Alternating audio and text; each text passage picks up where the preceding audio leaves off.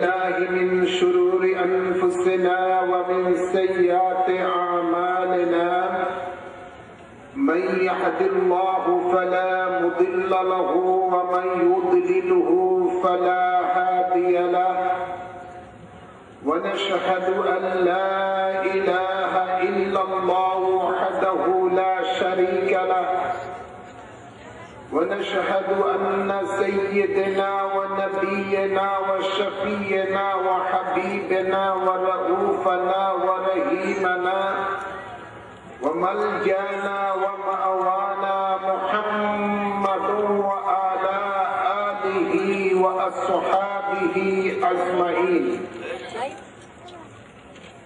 أما بعد فأعوذ بالله من الشيطان الرجيم. بسم الله الرحمن الرحيم.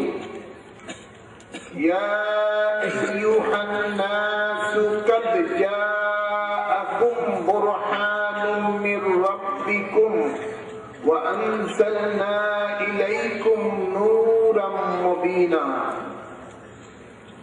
إن الله وملائكته يصلون على النبي يا أيها الذين آمنوا صلوا عليه وسلموا تسليما.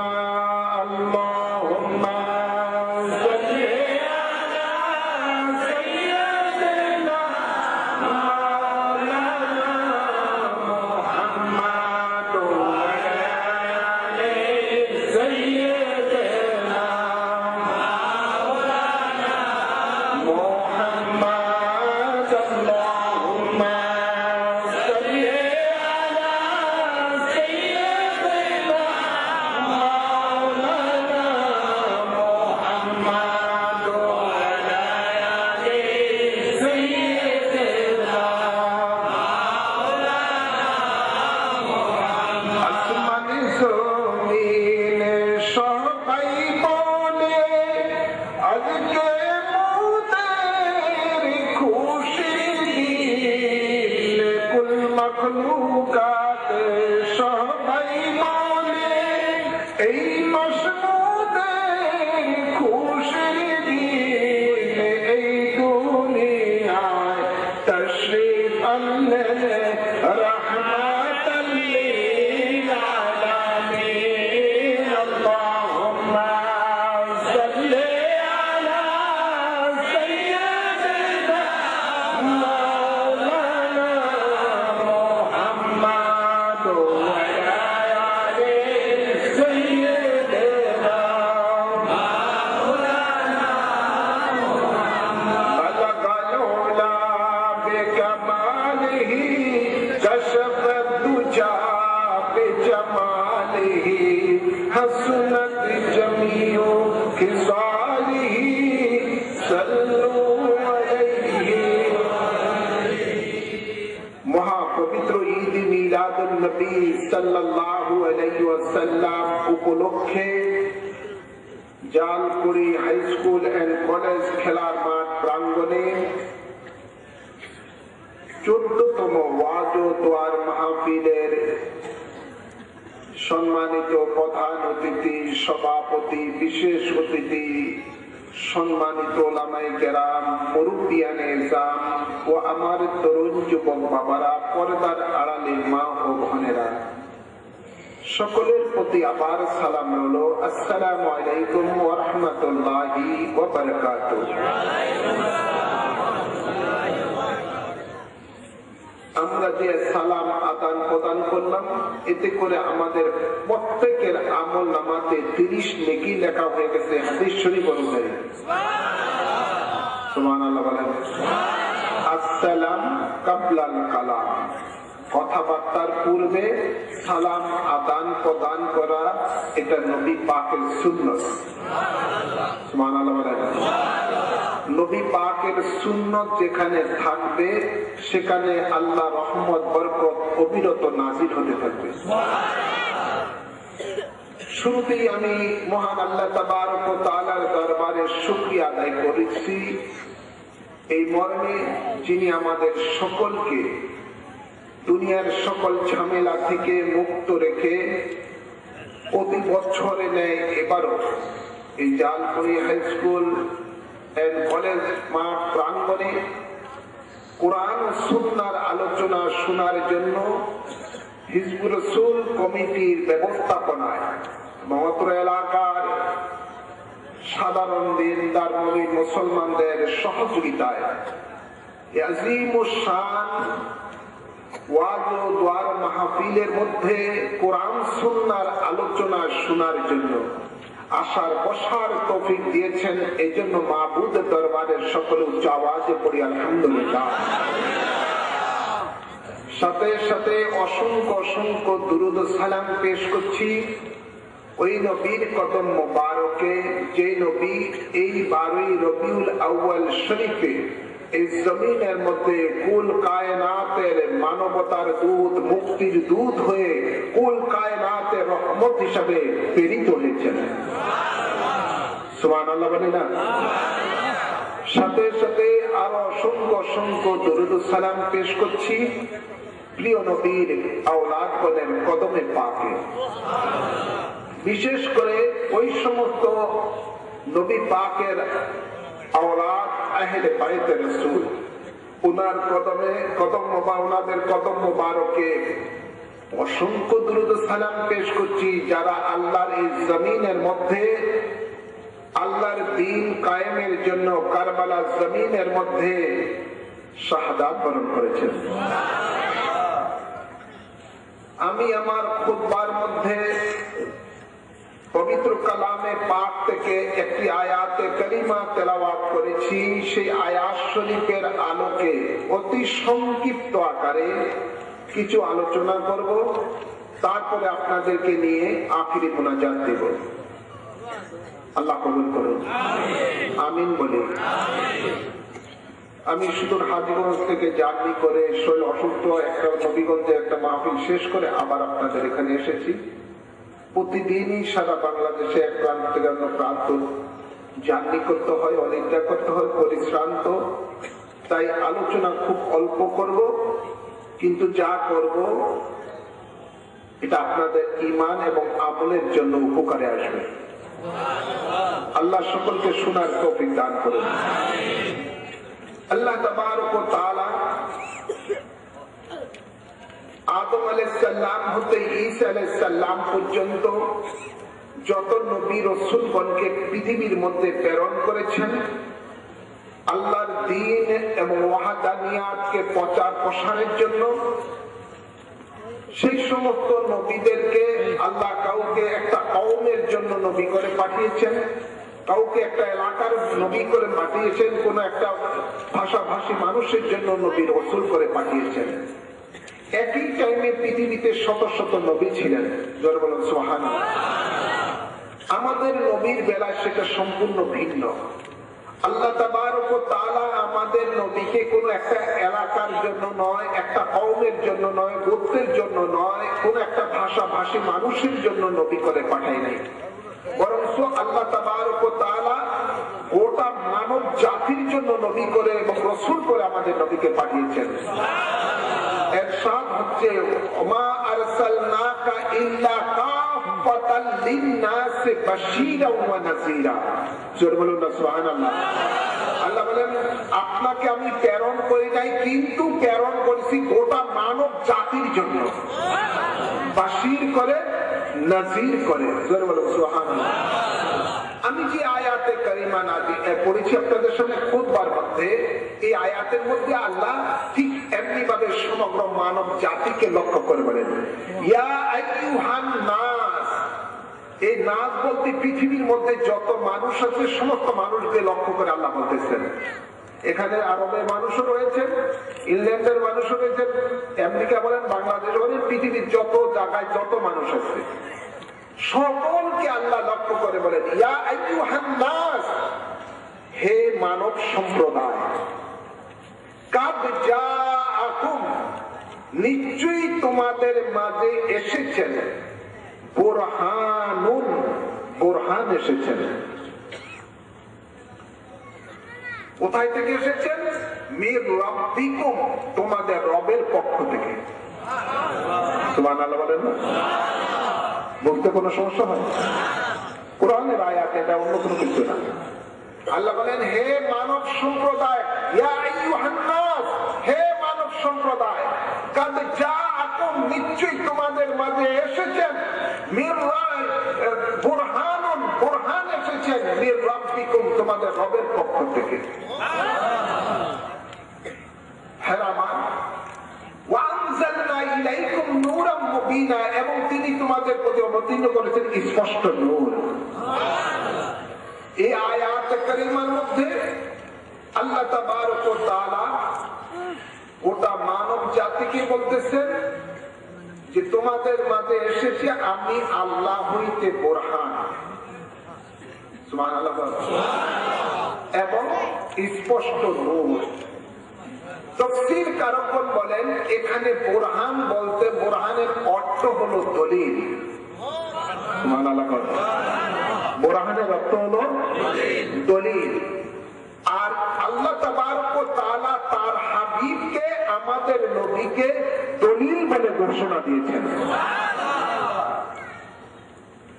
আল্লাহর এই দলিল আমাদের মাঝে এসেছেন কি নিয়ে?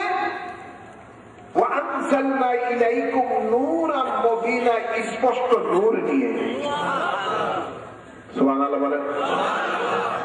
স্পষ্ট নূর কি? পবিত্র কোরআন। সুবহানাল্লাহ বলেন, পবিত্র কোরআন।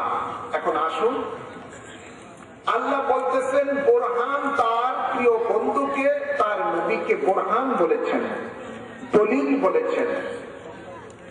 তো আল্লাহ তাবারক ওয়া তাআলা তার বন্ধুকে দলিল হিসাবে এমন একটি সময় প্রেরণ করেছেন যখন পৃথিবীর মানুষ আল্লাহর ইবাদত ছেড়ে দিয়ে গায়রুল্লাহর ইবাদতের মধ্যে লিপ্ত ছিল।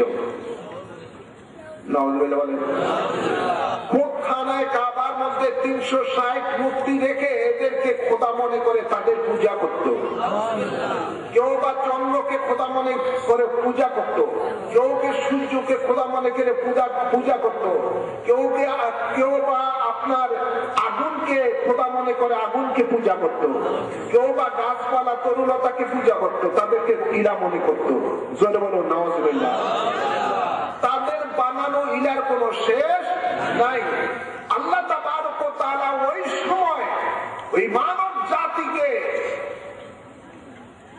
চ্যালেঞ্জ ছুড়ে দিলেন, তোমরা যাদের ইবাদত করছো, যাদেরকে ইলাহ মনে করতেছো, এরা তোমাদের ইলাহ নয়। আল্লাহ বলেন, একমাত্র তোমাদের ইলাহ হলাম আমি আল্লাহ। এটার দলিল হলো আমার রাসূলুল্লাহ। সুবহানাল্লাহ বলেন। আল্লাহ যে একক, তা তিনার সাথে কারো শরীক নাই, তিনি কাউকে জন্ম নেন নাই, কাউকে জন্ম দেন নাই। আল্লাহ তাবারক ওয়া তাআলা এটার সপক্ষে, এই দাবির সপক্ষে আল্লাহ দলিল হিসাবে তার বন্ধুকে পাঠিয়েছেন। দলিল যদি ঠিক থাকে, দাবি ঠিক, ঠিক না বাটি? দলিলের মধ্যে 2 নম্বর থাকলে দাবিও 2 নম্বর, ঠিক না বাটি? হ্যাঁ আমার বাবার, আমার গভীর খেয়াল করে শুনুন, আল্লাহ তাবারক ওয়া তাআলা এমন একজন ব্যক্তিকে তার দলিল হিসাবে প্রেরণ করেছেন গোটা মানব জাতির কাছে, যে দলিলের মধ্যে কোনো ত্রুটি নাই। কি নাই? কোন ত্রুটি, কোন ত্রুটি। আরবের মানুষদেরকে রাসূল পাক এসে বললেন প্রথমে যে লা ইলাহা, কোন ইলাহ নাই, তোমাদের বানানো যত ইলাহ সব বাদ, কোন ইলাহ নাই। প্রিয় নবী বলেন একমাত্র হলো ইলাহ হলো ইল্লাল্লাহ। সুবহানাল্লাহ বলেন না? একমাত্র ইলাহকে আল্লাহ। বলুন না, ইলাহকে আল্লাহ, যিনি আমাদের হায়াতের মালিক, যিনি কুল কায়নাতের হায়াতের মালিক, মৌতের মালিক, রিজিকের মালিক, কুল কায়নাতের মালিক, তিনি হলো একমাত্র আল্লাহ, তিনি হলেন আমাদের ইলাহ। আরবের মানুষেরা রাসূল পাকের এই ঘোষণাকে সহজে গ্রহণ করে নাই, তারা সহজে গ্রহণ করে নাই। আল্লাহর নবী বলেন, হে আরবের মানুষেরা, আমি তোমাদের কাছে ছোট থেকে বড় হয়েছি, কোনদিন দেখেছো আমি মিথ্যা কথা বলতে? তারা বললেন, না, আপনি কখনো মিথ্যা কথা বলেন নাই, এটা আমরা বিশ্বাস করি। আপনি যদি বলেন যে পশ্চিম থেকে একটা পাহাড় পূর্ব দিকে চলে গেছে, পূর্ব থেকে একটা পাহাড় পশ্চিমে চলে গেছে, আমরা যাচাই বাছাই ছাড়া নির্দ্বিধায় আপনার কথাকে বিশ্বাস করব, কেননা আপনি কখনো মিথ্যা কথা বলেন নাই। প্রিয় নবী বলেন, আমি কি কোনোদিন তোমাদের কাছে তোমার কারোর সাথে কোনো প্রতারণা করেছি? না, তাও করেন নাই। আমি কি তোমাদের কোন আমানতে খেয়ানত করেছি? তোমরা যে মূল্যবান সম্পদ আমার কাছে আমানত রাখতে, এই আমানতে কোনো খেয়ানত করেছি? না, আপনি তাও করেন নাই। আপনাকে আমরা এই জন্য আলামিন বলি। কিন্তু আপনি যে এক ইলার কথা বলতেছেন, এক ইলার ইবাদত করার জন্য বলতেছেন, যার নাম আল্লাহ বলতেছেন, আমরা তাকে আমরা মানতে রাজি না। তো কি করলে মানবে? তারা বললেন, আমাদেরকে আপনি কিছু পরীক্ষা দিতে হবে, আমাদের সামনে আপনাকে কিছু পরীক্ষা দিতে হবে। কি পরীক্ষা? পরীক্ষা তারা বললেন, আপনি যদি আকাশের চন্দ্রকে 2 খণ্ড করে দিতে পারেন, আপনাকে মানবো, আপনার ইলাকে মানবো। এটা পৃথিবীর কোন মানুষের দ্বারা সম্ভব? যদি পৃথিবীর কোন বিজ্ঞানের কোন অস্ত্র দ্বারা সম্ভব? প্রিয় নবী তাই করে দেখালেন। সুবহানাল্লাহ বলেন। তারা বললেন, আরেকদিন যে আপনাকে মানবো, আপনার ইলাকে মানবো, রবীন্দ্র সূর্য উদিত করে দেন, এটা কি কোনোদিন সম্ভব? প্রিয় নবী তাই করে দিচ্ছেন। আরেকদিন এসে বললেন, আমাদের হাতের মুঠে কি? আবু জেহেল বলল, আপনাকে মানবো, আপনি ইলাকে মানবো। নবী বলেন, তোমার হাতের মুঠে যেটা আছে সেটাই সাক্ষী দিবে আমি রাসূলকে। আবু জেহেলের মুখের হাতের মুঠে থেকে কম্পন আওয়াজ দিল, লা ইলাহা ইল্লাল্লাহ মুহাম্মাদুর রাসূলুল্লাহ সাল্লাল্লাহু আলাইহি ওয়াসাল্লাম। আরেকবার আল্লাহর দলিলকে পরীক্ষা করার জন্য কাফেররা এসেছে। আরেক দল, যে মোহাম্মদ তোমাকে মানবো, তোমার ইলাকে মানবো, দূরে যে প্রকাণ্ড একটা গাছ আছে, এই গাছটা এই মুহূর্তে আমাদের সামনে এনে দাও। প্রিয় নবী বলেন, ঠিক আছে, গাছকে যে বলো আমি মোহাম্মদ ডাকতেছি। সুবহানাল্লাহ বলেন। ওরা গাছের কাছে গেলেন, বললেন, মুহূর্তের মধ্যে গাছ রাসূলের পাকের সামনে এসে তার ডালগুলো রাসূলের পাকের দিকে ঝুঁকিয়ে দিয়ে নবীকে সালাম করা আরম্ভ করলেন। বলেন, ইয়া রাসূলুল্লাহ, কি খেদমত আপনার করতে পারি? সুবহানাল্লাহ বলেন। আল্লাহর দলিলকে গাছও চিনে, আল্লাহর দলিলকে আকাশের চন্দ্রে চিনে, সূর্য চিনে, আকাশের মেঘমালা চিনে, বনের হরিণী চিনে, বনের বাঘে চিনে, ঠিক না বাটি? জমিনের পাথরে চিনে, জমিনের পাহাড়গুলো নবী পাককে চিনে। নবী পাক যদি পাহাড়ের কাছ দিয়ে যেতেন, পাহাড় তাদের চূড়া নবী পাকের দিকে ঝুঁকি দিয়ে নবীকে সালাম করা শুরু করতেন। সুবহানাল্লাহ বলেন না? সবাই চিনেন, এমনকি মাসিও রাসূলের পাককে চিনেন, আল্লাহর দলিলকে চিনেন। কোনদিন কোন মাসি রাসূলের পাকের দেহ মোবারকের উপরে বসে না। সবাই নবীকে চিনেন, কিন্তু মানুষ হয়ে কিছু মানুষ আছে অমানুষ, যেগুলো নবী পাককে চিনে নাই। ঠিক না বাকি? আল্লাহ এদেরকে কোরআনের ভাষা বলেন যে এরা হলো কাল আনাম, চতুষ্পদ জন্তুর মতো। বরঞ্চ নবী আল্লাহ বলেন বালুহুম আদাল, তার থেকে আরো নিকৃষ্ট, তার থেকে আরো নিকৃষ্ট। ভাইরা আমার, বাবার আমার, আরবের মানুষেরা রাসূলের পাককে বহু ধরনের পরীক্ষা নিরীক্ষা করলেন, আল্লাহর দলিলের বহু পরীক্ষা নিরীক্ষা করলেন। সকল পরীক্ষা নিরীক্ষায় আরবের মুশরিকরা ফেল হয়ে অবশেষে সিদ্ধান্ত নিল নবী পাককে পৃথিবী থেকে নিশ্চিহ্ন করে দিবেন। নাউযুবিল্লাহ বলতেন না? তারা রাসূলের পাককে পাথর মানলেন, তায়েফের জমিনে রক্তে রঞ্জিত করলেন। শুধু তাই নয়, খানায় কাবার সামনে নবী পাক দেখলেন সাফা এবং মারওয়ার পাহাড়ের মধ্যে আবু জেহেল তার দলবলকে নিয়ে সেখানে পূজা করতেছে। নবী বলেন, এরা তোমাদের ইলাহ নয়, তোমরা পড়ো কুলু লা ইলাহা ইল্লাল্লাহ তুফলিহু। যদি তোমরা লা ইলাহা ইল্লাল্লাহ পড়ো তাহলে তোমরা সফলতা লাভ করতে পারবে। নবী বলেন, মান কালা লা ইলাহা ইল্লাল্লাহ ফাদাখ দাখালাল জান্নাহ, যদি কোনো ব্যক্তি লা ইলাহা ইল্লাল্লাহ এই কালেমা পড়ে তাহলে সে জান্নাতে যাবে। নবী পাক এই দাওয়াত যখন দিলেন, এক আল্লাহর দাওয়াত যখন দিলেন, আবু জেহেল তার দলবলকে বলল যে মুহাম্মদের পাথর মার। নবী পাককে পাথর মারলেন বৃষ্টির মতো। নবী পাক খানায় কাবার আপনার দরজার সামনে বেহুশ হয়ে রক্তে রঞ্জিত হয়ে জমিনের মধ্যে ঢুলে পড়লেন। নবী পাক সাল্লাল্লাহু আলাইহি সাল্লামকে তারা সমাজচ্যুত করলেন, অবরোধ করে রাখলেন দীর্ঘদিন। নবী পাক সাল্লাল্লাহু আলাইহি সাল্লামকে অবশ্যই তারা যখন শহীদ করে দেওয়ার জন্য চূড়ান্ত সিদ্ধান্ত নিল, আল্লাহর নির্দেশে নবী পাক সেই রাত্রিতে মাতৃভূমি ত্যাগ করে হিজরত করে মদিনায় চলে গেলেন। আরবের মুশরিকেরা রাসূল পাকের সেখানেও থাকতে শান্তিতে থাকতে দিলেন না। সেই 400-450 মাইল দূরে মক্কা থেকে মদিনার মধ্যে যে তারা আক্রমণ করলেন।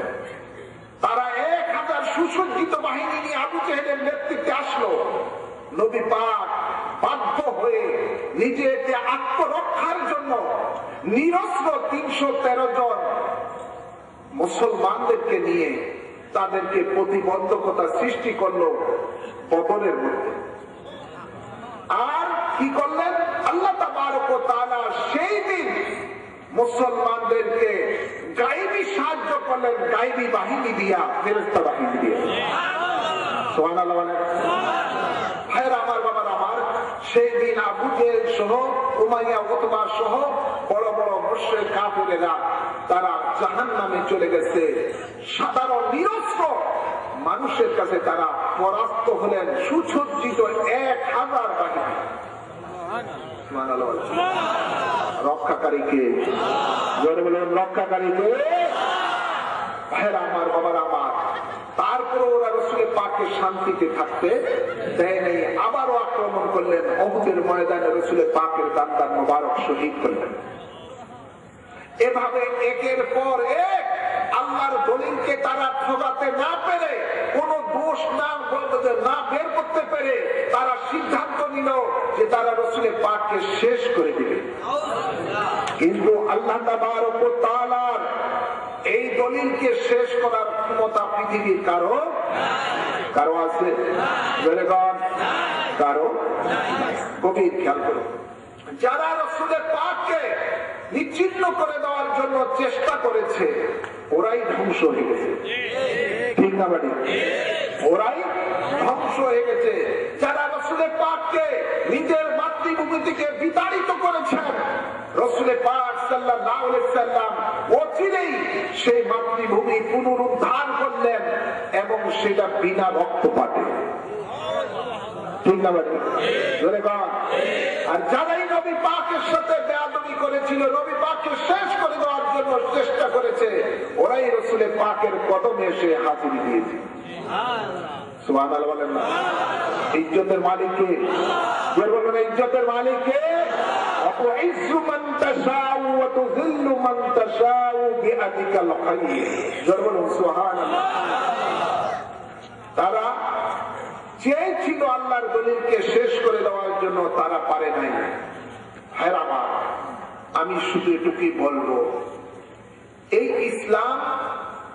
ইসলামের শত্রুরা ওই সময় চেয়েছিল প্রিয় নবীকে শেষ করে দেওয়ার জন্য, তারা পারে নাই। এই ইসলামের প্রকাশ্য শত্রু ইহুদি নাসারা। ঠিক না ম্যাডাম? আগুন পূজারীরা, ওরা যখন নবী পাককে শেষ করতে পারলো না, নবী পাকের জামানার মধ্যেই ওরা ওদের গুপ্তচর ঢুকিয়ে দিল। কি চর? আওয়াজ করে বলেন। এরা ওদের গুপ্তচর ঢুকে দিল এই খেয়ালে যে এই মুসলমান জাতিকে শেষ করে দেওয়ার জন্য, তাদের মধ্যে দ্বন্দ্ব সৃষ্টি করে দেওয়ার জন্য, তাদের মধ্যে হানাহানি মারামারি সৃষ্টি করার জন্য, তাদের মুসলমানের নেতৃত্বকে শূন্য করে দেওয়ার জন্য ওরা ওদের চোরদেরকে মুসলমানের লেবাস পরিয়ে মুসলমানের মধ্যে ঢুকিয়ে দিল। ঠিক না বাড়ি? আল্লাহ এদেরকে কোরআনের ভাষায় মুনাফিক বলে। কি বলছেন?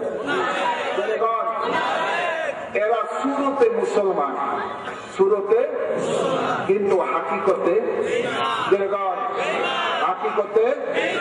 বেঈমান। এদের মধ্যে নামাজ আছে, রোজা আছে, হজ আছে, যাকাত আছে, টুপি আছে, দাড়ি আছে, জুব্বা আছে, কাব্বা আছে, ঢিলা আছে, সব আছে। নবীর সাথে একসাথে যুদ্ধেতে যায়, নবীর সাথে হজ করে, নবীর পিছনে নামাজ পড়ে, মেসওয়াক আছে, সব আছে, সুরত একদম মুসলমান, ফিটফাট। আল্লাহ তাবারক ওয়া তাআলা এই শ্রেণীর মুসলমানদের সঙ্গের মধ্যে বলেন, কোরআনের মধ্যে আল্লাহ বলেন, ওয়া ইযা লাকুল্লাযীনা আমানু ক্বালু আমান্না ওয়া ইযা কালাউ ইলা শায়াতিনিহিম ক্বালু ইন্না মাআকুম ইন্নামা নাহনু মুস্তাহজিউন। এই মুনাফিকের চরিত্র সম্বন্ধে আল্লাহ বলেন, এরা যখন ঈমানদারের সাথে তাদের দেখা হয় তখন তারা বলে, আমরা ঈমানদার, আমরা তোমাদের জাতি ভাই।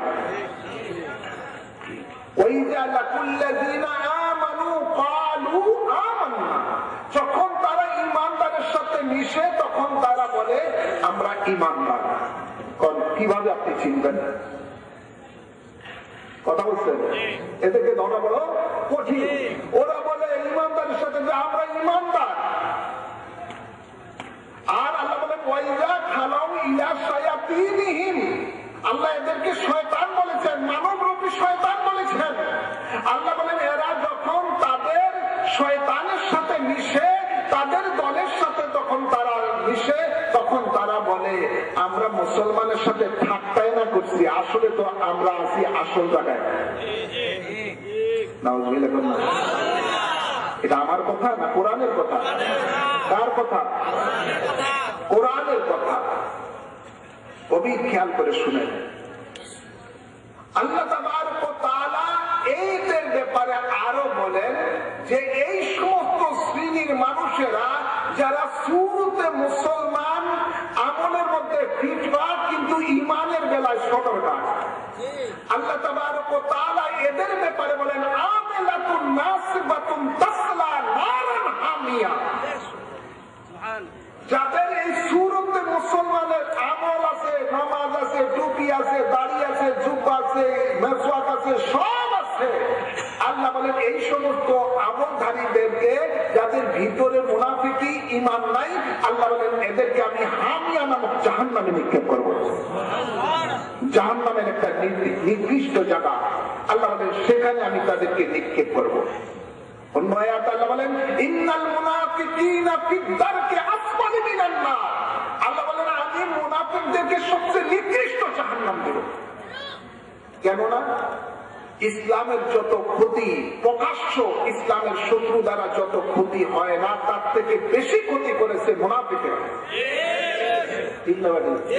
কেননা এরা মুসলমানের মধ্যে ঢুকে মুসলমানের লেবাস পরে মুসলমানের ইসলামের ক্ষতি করেছে। এই জন্য এদের শাস্তি আল্লাহ সবচেয়ে বেশি রাখছেন। গভীর খেয়াল করেন, নবী পাক সাল্লাল্লাহু আলাইহি সাল্লাম একদা মসজিদে নববী থেকে 300 মুনাফিককে নাম ধরে ধরে বের করে দিয়েছেন মসজিদ থেকে।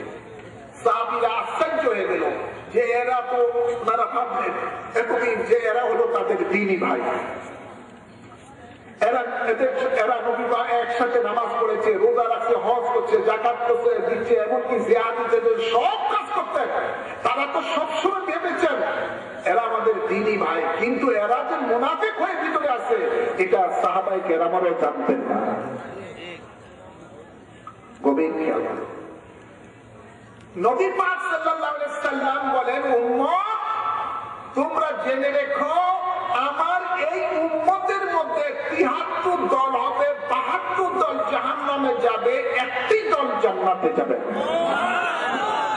এই 72 দল জাহান্নামে যাবে, একটি দল জান্নাতে যাবে। এই নামাজি, এই নামাজ পড়া হাজি গাজী আলা অর্থাৎ সুরতে মুসলমানের মধ্যে নবী পাক বলেন 72 দল হবে, 73 দল হবে, 72 দল জাহান্নামে, একটি দল জান্নাতে যাবে। উপস্থিত সাহাবায়ে কেরাম ইয়া রাসূলুল্লাহ কোন দল জান্নাতে যাবে? নবী বলেন মা আনা আলাইহি ওয়া আসহাবী, আমি এবং আমার সাহাবী যে পথে মতে আছে সেটাই জান্নাতি দল। এই যে 72 দলটি জাহান্নামে যাবে, এই 72 দল পুরোটাই হলো মুনাফিক।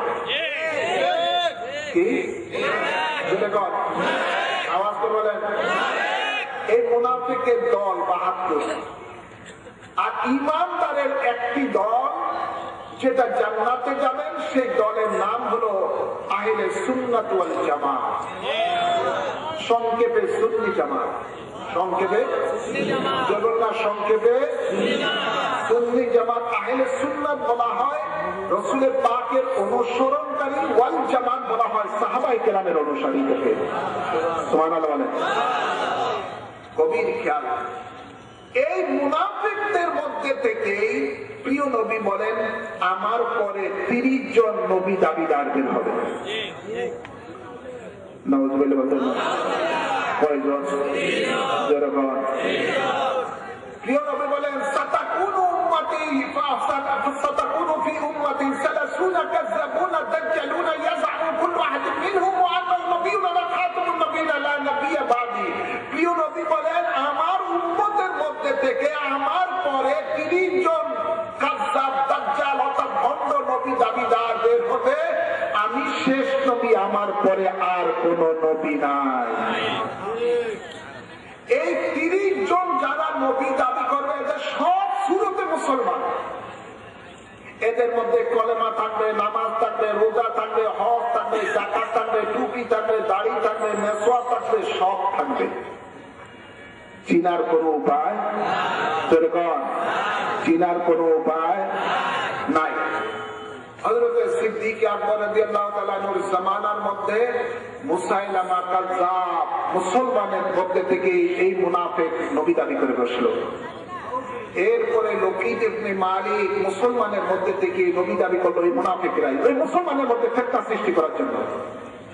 এরপরে সুজা নামক এক মুনাফিক নবী দাবি করলো। তারপরে এক সাজা নামে এক মহিলা মুসলমানের মধ্যে থেকে নবী দাবি করে বসলো। মুক্তারে সাকাফি মুসলমানের মধ্যে থেকে এক মুনাফিক, বড় লিডার ছিল, মুসলিম লিডার, সে নবী দাবি করে বসলো। এরপরে বাহুল্লাহ ইরানি নবী দাবি করলো। মির্জা গোলাম আহমদ কাদিয়ানি নবী দাবি করলো। ইলিয়াস মেওয়াতি নবী দাবি করলো। এভাবে খবিশ কতগুলো আছে, প্রায় 10-12 জন। এই পর্যন্ত নবী পাকের পরে মুসলমানের মধ্যে থেকে মুসলমানকে ঈমানযুক্ত করার জন্য, মুসলমানের মধ্যে ফিতনা সৃষ্টি করার জন্য তারা এভাবে ভণ্ড নবী দাবিদার বের হয়ে গেল। নাউযুবিল্লাহ বলতেন না? নাউযুবিল্লাহ বলতেন না? এদের সকলেরই কাজ একটাই কাজ, গভীর খেয়াল। এদের সকলেরই, এরা সকলেই হলো ইসলামের প্রকাশ্য শত্রু ইহুদি নাসারাদের এজেন্ট। ইহুদি নাসারারা এদেরকে অর্থ দেয়, আপনার অস্ত্র দেয় এবং বিভিন্ন ভাবে তাদেরকে সহযোগিতা করে মুসলমানের আসল যে একটা ঈমানি শক্তি সেটাকে ধ্বংস করার জন্য তারা এই মুনাফিকদেরকে লাগিয়ে দিয়েছে। কেননা ইসলামের ইতিহাস প্রমাণ করছে যে আপনার এই 3000 মুসলমানের সাথে 3 লক্ষ বিধর্মী যুদ্ধে নেস্তের আবদ্ধ হয়ে গেছে। মুসলমানের সবচেয়ে বড় সম্পদ, সবচেয়ে বড় শক্তি হলো মুসলমানের ঈমান। জরুর নাকি? আওয়াজ করবেন নাকি? মুসলমানের সবচেয়ে বড় শক্তি হলো ঈমান। যে ঈমানি শক্তির সামনে পৃথিবীর কোন তাগুতি শক্তি সামনে দাঁড়াতে পারে না। এই ঈমানি শক্তি হোক আল্লাহর পক্ষ থেকে প্রদত্ত। এটা গায়েবী শক্তি। এটা কিসের শক্তি? এটা কিসের শক্তি? আল্লাহর শক্তির সাথে কোন শক্তি কুলাতে পারে? মুসলমানের সবচেয়ে বড় শক্তি হল ঈমান। সেই ঈমানটাকে নষ্ট করার জন্য, সেই মুসলমানের আসল শক্তিটাকে নষ্ট করে দেওয়ার জন্য এই ইহুদি নাসারারা, ইসলামের প্রকাশ্য শত্রুরা মুনাফিকদেরকে লাগিয়ে দিয়েছে মুসলমানের মধ্যে থেকে। এদের কাজ হলো কি? এদের কাজ হলো একটাই, যে তোমরা তাওহীদের কথা বলে রিসালাতকে ধ্বংস করে দাও। জোরে বলেন নাউযুবিল্লাহ। তাওহীদের স্লোগান দিয়ে রিসালাতকে ধ্বংস করে দাও। আর রিসালাতই হলো আমার নবীজি। সুবহানাল্লাহ বলেন না? ওদের কাজই হলো নবী পাকের উপরে বিভিন্ন ধরনের আল্লাহর কোরআন, আল্লাহর দলিলের উপরে বিভিন্ন তহমত দেওয়া, আল্লাহর দলিলের দোষ ত্রুটি তালাশ করা, আল্লাহর দলিলকে আল্লাহ যে মর্যাদা দিয়েছেন সেই মর্যাদাকে অস্বীকার করা, এগুলো আল্লাহর নবীর শান ও মানের বিরুদ্ধে ফতুয়াবাজি করা, তাওহীদকে তারা প্রাধান্য দিয়ে রিসালাতকে দাফন করা, ষড়যন্ত্র করা। নাউযুবিল্লাহ বলেন না? কথা ঠিক না বেটে? জোরে কোন? মনে রাখবেন, এই মুনাফিকদের এই দিক দিয়ে এক ষড়যন্ত্র, অন্য দিক দিয়ে ষড়যন্ত্র হলো মুনাফিকের ষড়যন্ত্রের আরেকটা বড় কাজ হলো যে মুসলমানের নেতৃত্বকে ধ্বংস করে দেওয়া। এরা এই ইহুদি নাসারাদের ষড়যন্ত্রের কিরক হলো এই মুনাফিক। এই মুনাফিকেরাই সর্বপ্রথম হযরতে ফারুক আযমকে শহীদ করে দেয়, নেতৃত্ব শূন্য করে দেওয়ার জন্য মুসলমানের।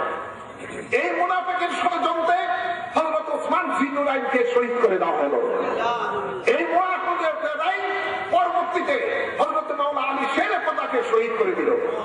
এই মুনাফিকরাই পরবর্তীতে জান্নাতের সরদার ইমাম হাসানকে বিষ প্রয়োগ করে শহীদ করে দিল।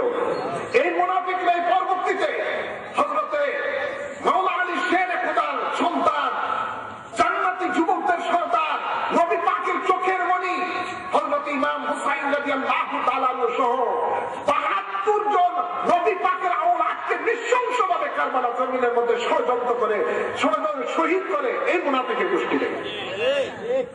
এই মুনাফিকের গোষ্ঠীতে পরবর্তীতে হযরতে ওমর ইবনে আব্দুল আজিজ যিনি অর্ধ পৃথিবী শাসন করেছেন, ওনাকে বিষ প্রয়োগ করে শেষ করে দেয়। ভাইয়ের আমার, বাবার আমার, মুনাফিক পাক আমাদেরকে দিয়েছেন সেই ইসলাম হলো শান্তির ইসলাম, সেই ইসলাম হলো ভ্রাতৃত্বের ইসলাম। সেই ইসলামকে আজকে কলঙ্কিত করছে মুনাফিকেরাই। ইসলামের নাম নিয়ে আজকে সারা পৃথিবীর মধ্যে ইসলামকে পরিচিত করাচ্ছে এই মুনাফিকেরাই। ইসলাম হলো টেররিস্ট ধর্ম। আজকে আপনারা দেখেন এই মুনাফিকেরা এক এক সময় এক এক নাম ধারণ করে, কোন সময় তালেবান ধারণ করে নাম, কোন সময় আল কায়দা নাম ধারণ করে, এখন নতুন করে আইএস নাম ধারণ করেছে। ওরা কার বিরুদ্ধে যুদ্ধ করেছে?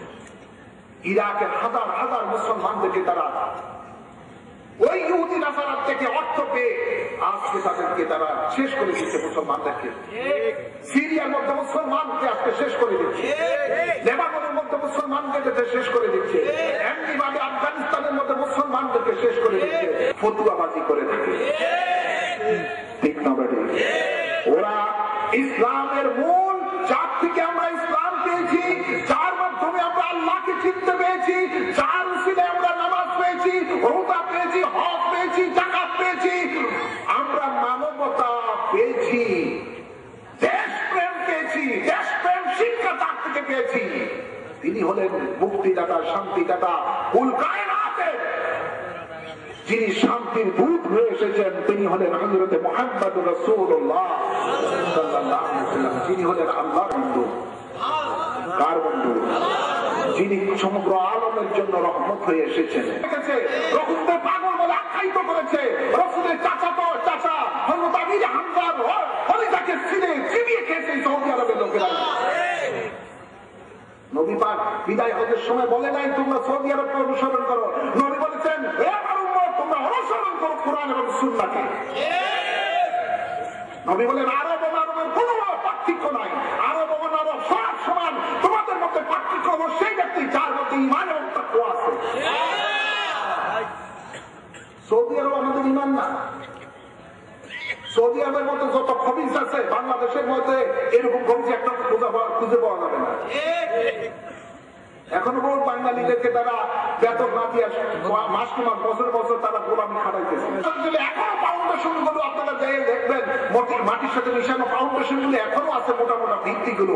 এগুলো সব এই মোহাম্মদ ইবনে আব্দুল্লাহ আব্দুল্লাহ ক্ষমতায় আসার পর থেকে আজ থেকে 200 বছর ধরে এগুলো সব তারা মিসমার করে দিয়েছে। নবী পাকের গম্বুজ মোবারককে তারা সমনে আকবর বলে, অর্থাৎ বড় বুত বলে, বড় মূর্তি বলে। সব কিছু আছে এখনো ভিতরে ভিতরে ঘরের মধ্যে অনেক মিলাদ আছে। মালিকে আলমী রোসাইটার মধ্যে মক্কা শরীফে আল মসজিদে মক্কা শরীফের মসজিদে হেরেমের ইমাম ছিলেন। মালিকে আলমীর বাড়ির মধ্যে আমি নিজেও যাই, সেখানে মধ্যে আপনার প্রত্যেক বৃহস্পতিবারই সেখানে মধ্যে ঘন্টার পর ঘন্টা মিলাদ শরীফ হয়। আমরা আয়াতের মধ্যে নূর বলেছেন, কাদ জাআকুম মিনাল্লাহি নূর। আল্লাহ বলেন নিশ্চয়ই তোমাদের মাঝে এসেছে আমি আল্লাহ হইতে নূর। না মারিয়েছে না কি আসছে? নূর আসছে। আমাদের দেশে কিছু আছে মাটি মানুষ, যেগুলো মাটি কল্পনা করবেন এটা মুনাফিক। এটা কি এটা কি মুনাফিক? কি আসছে? নূর আসছে। কি নিয়ে আসছে? আরেকটা নূর নিয়ে, পবিত্র কোরআন। সুবহানাল্লাহ বলে না? নূর মানে আলো। নূর মানে জোরে না, নূর মানে আলো। যেখানে আলো আসে সেখানে অন্ধকার দূর হয়ে যায়, ঠিক না বাড়ি?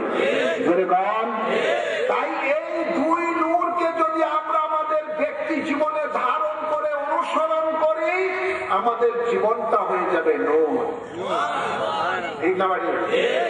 আমরা যদি পারিবারিক জীবনে অনুসরণ করি দুই নূরকে, আমাদের পারিবারিক জীবনটা হয়ে যাবে নূর। আমরা যদি সমাজ জীবনে দুই নূরকে অনুসরণ করি, সমাজ জীবনটা হয়ে যাবে নূর। এই দুই নূরকে রাষ্ট্র জীবন অনুসরণ করলে গোটা রাষ্ট্রটাই হয়ে যাবে নূর। আজ এই দুই নূর থেকে আমরা দূরে সরার কারণে শুধু অন্ধকার আর অন্ধকার, ঠিক না বেটি? জোরে কান। এই দুই নূরকে অনুসরণ করা দরকার আছে না নাই?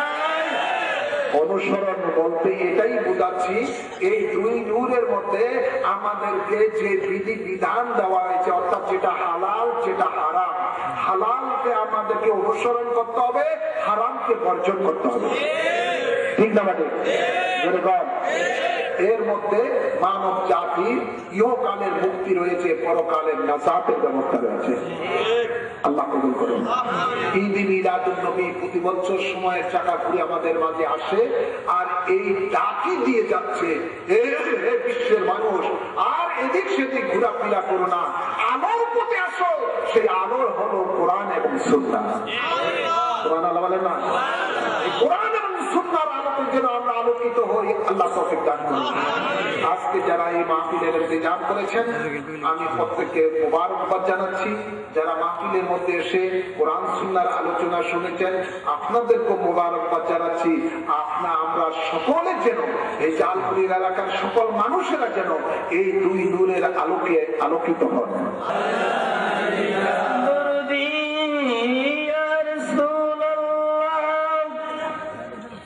انظر حالنا يا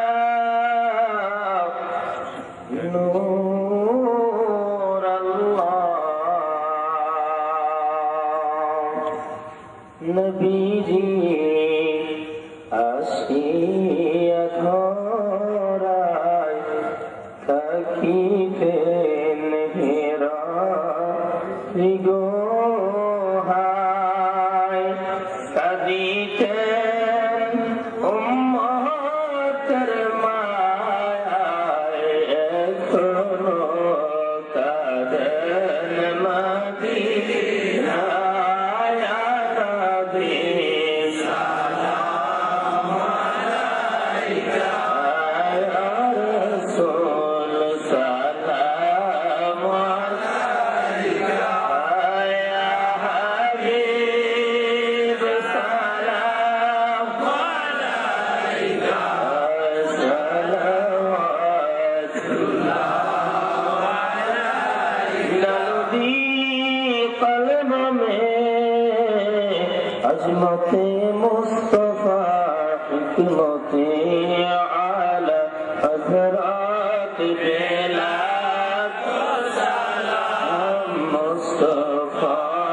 जाने रहमत बेला सलाम शम्ह मजमे हिदायत बेला गौसुल आज़म इमाम मुस्तफा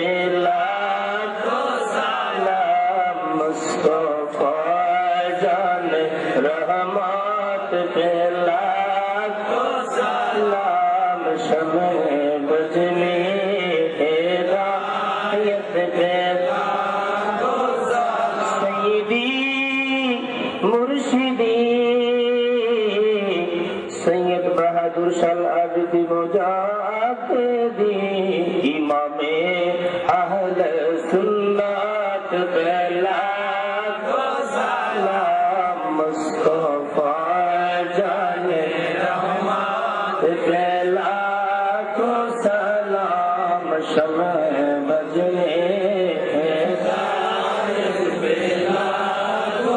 नारे तकबीर, नारे रिसालत, बायाते रसूल, बायाते खुदा। আল্লাহ কবুল করুন। আমরা আল্লাহকে তো খুশি, আল্লাহ কবুল করুন। প্রত্যেকে বায়াতে রাসূল গ্রহণের নিয়তে ডাইন হাত সামনে দিকে বাড়িয়ে দেন। ডাইন হাত, মা বোনেরা যারা পর্দায় আছেন আপনারা আপনাদের ডাইন হাত সামনে দিকে বাড়িয়ে দেন বায়াতে রাসূল গ্রহণের নিয়তে। আমি ঈমান আনিলাম আল্লাহ ও রাসূলের উপর, ঈমান আনিলাম কোরআন ও হাদিসের উপর। জীবনে যত পাপ করিয়াছি সমস্ত পাপ হইতে তওবা করিলাম। আমার দ্বীন ও ইসলাম তাজা করিতেছি, দ্বীনের সহিত স্বীকার করিতেছি লা ইলাহা ইল্লাল্লাহ মুহাম্মাদুর রাসূলুল্লাহ।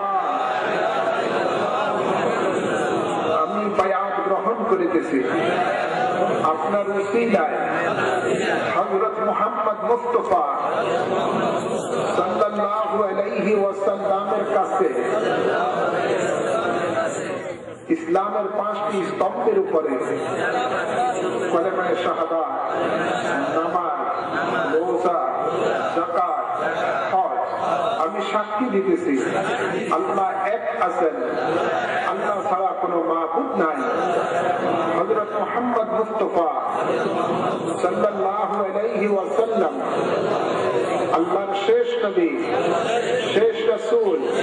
5 ওয়াক্ত নামাজ আদায় করিব, রমজান শরীফে রোজা রাখিব, যাকাত ফরজ হইলে যাকাত দিব, হজ ফরজ হইলে হজ করিব, কোন হারাম কাজ করিব না, আল্লাহ ও রাসূলের নাফরমানি করিব না, আল্লাহর সাথে কাহাকেও শরীক করিব না।